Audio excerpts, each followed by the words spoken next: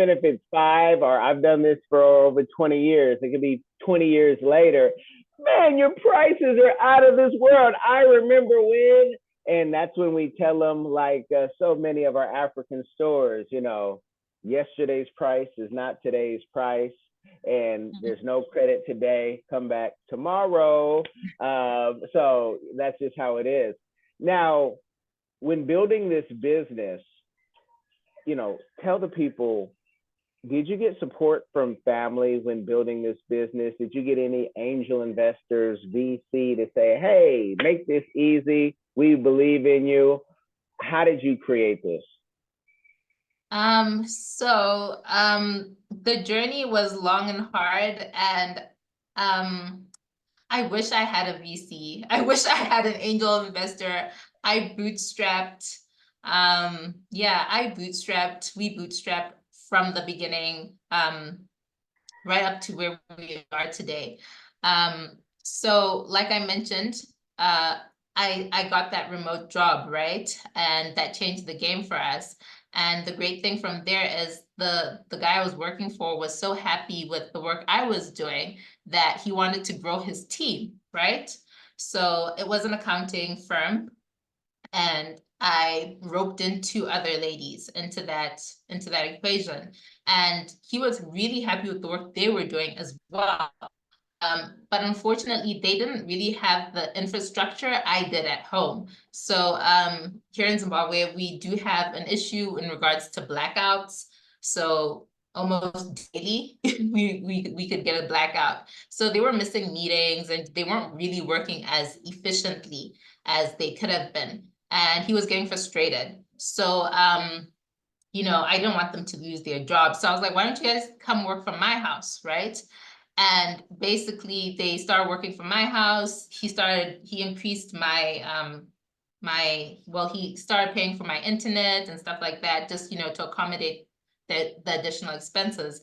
And that's when I realized that I could turn this into a business, and I could provide more opportunities for more people as long as I give them the infrastructure to make sure that they can work efficiently and effectively. That's why, although they're remote to our clients here in Zimbabwe, they actually come into the office every day. And that just ensures they have high-speed internet. That makes sure they don't have any issues, because we have backup solar, we have backup generators, and we have good hardware, we have good softwares, we have IT support, we have administrative support. So just to make sure people get their job done as effectively and efficiently as possible.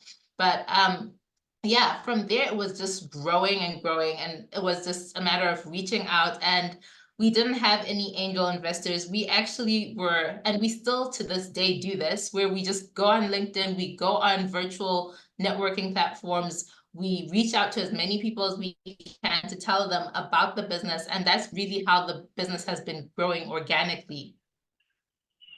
Now, backup generators and backup solar, I'm sure you collect your water too. You are totally just what we call off the grid. That's easier said than done in America, because even our solar sometimes is still connected to the government. So that just sounded like balling. I love it. I love it. I love it.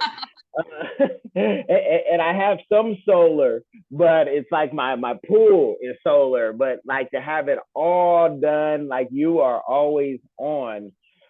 Is that something sustainable that many can do in Zimbabwe, or is it uber expensive? Like a generator here is uber expensive. If you have like the top of the line generator, it costs a lot of money. Most Americans can't afford it.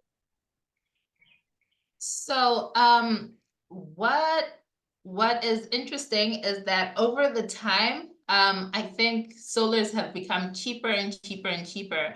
I guess as they've become more available. Obviously, it's still a bit pricey to set up, but once you've set up something like a solar system, the maintenance becomes quite cheap. And really, they've made it so that they're now solar panels that are just so small. Like even people in the rural areas have them. Like you can even have like the solar panels that make sure you have lights in your house. You can have, yeah, so the setups are so diverse now that they accommodate people and their needs. So for us, we obviously have to have a bigger system in place because, you know, we have people that are working around the clock. We have people that we need to make sure that everyone, you know, is working efficiently and effectively. But even just for your house, solars have become so cheap. Yeah. Wow, that might be a business to sell to us because people don't just have solar like that. And again, everything is kind of just locked in to the grid. So that's an awesome thing. Now, how big has your team? You know, how big is it right now? You know, between the people that are managing the talent that you're hiring, it sounds like it's growing, and with so many people graduating, like you kind of maybe have to keep hiring and hiring, and that sounds like a great problem for an entrepreneur to have. Throughout the course of since we started, I think we've hired close to 30 people. Currently we have a staff of about 15-ish, 16 people. It is still small. There's so many people with the talent here in Africa. It's just a matter of finding people that are willing to take on the people and just give them opportunities. So we're still small. Like I said, we've been growing organically and bootstrapping and yeah, COVID and all of that.